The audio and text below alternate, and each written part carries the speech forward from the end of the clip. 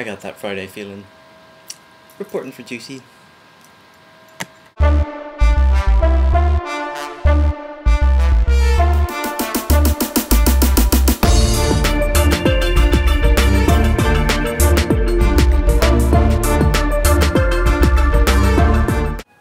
So, January blues. It's very quiet in work, but we had some very strange individuals today. Well, two anyway. There was this guy who kind of wandered around the shop for a little bit, looking very puzzled and bemused, and then finally came up to the counter to us and asked me, "Do you sell charcoal?" "We do," says I. "You can follow me, I'll show you where it is. It's just down the end of the shop." So we walked all the way down to the end of the shop. It's quite a big shop, people have gotten lost. And so I showed him the thick sticks, the thin sticks, the willow charcoal, the compressed charcoal, the charcoal pencils, and I just kind of said, it's up to you, you know, what kind of work you're doing, you know. Obviously, if you're doing really detailed work, you're better off with the pencils or with the willow charcoal, but that's quite brittle.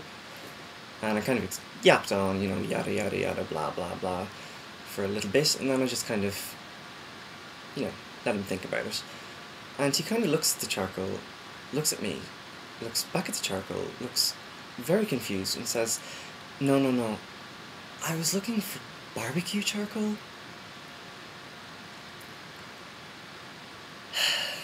I said, "What is the weather like on your planet?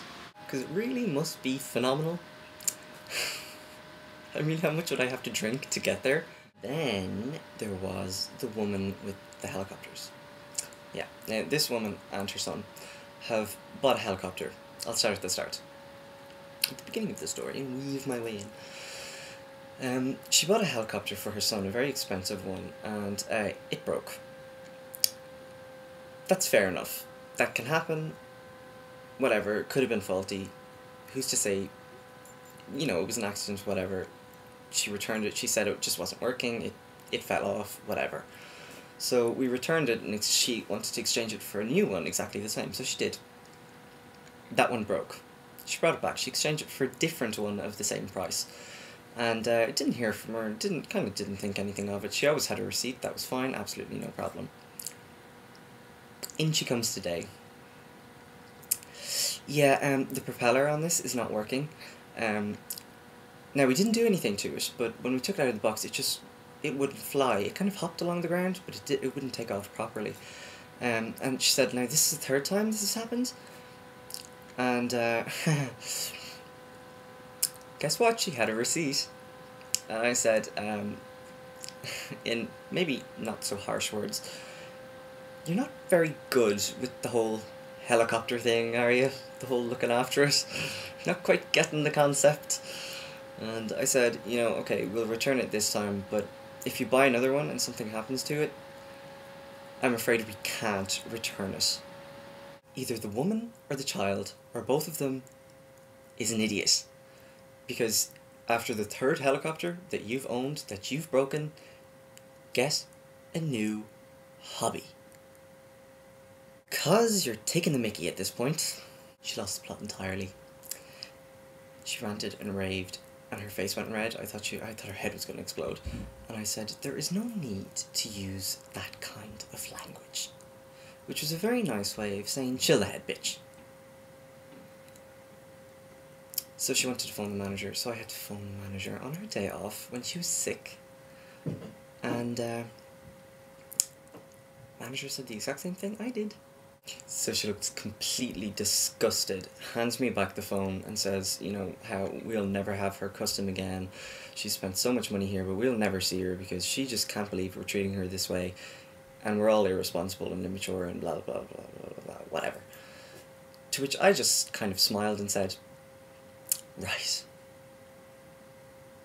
Have a nice day." The only other interesting thing that happened in my week was I went out with my friends for the first time since I moved in, and this was quite an adventure because when you're drunk at 3 o'clock in the morning and you don't really know where you live and all you have is your address, it's not very helpful, so I don't advise it.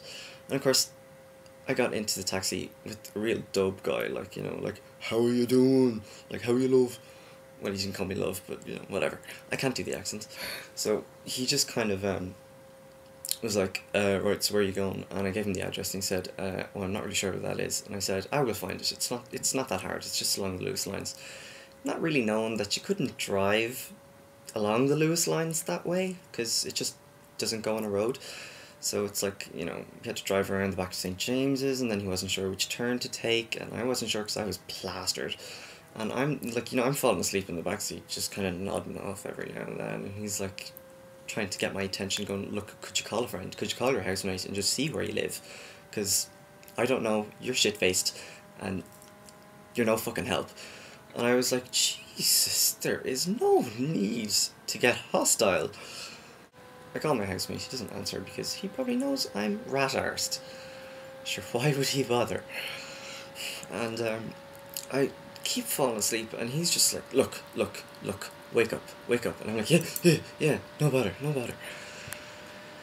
And we turn a corner, and it starts to look a little bit familiar. And I said, oh, stop. This is the house. And he said, we have fucking passed here 3 times. 3 times. I said, you fucking blind bastard. Because, you know, you get a little bit brave when you've got that much alcohol in your system. And I threw the tenner at him, and I got out of the cab as fast as I could, because I swear I was this close to throwing up all over the place. And he actually got out of the cab after me, and I legged it so fast.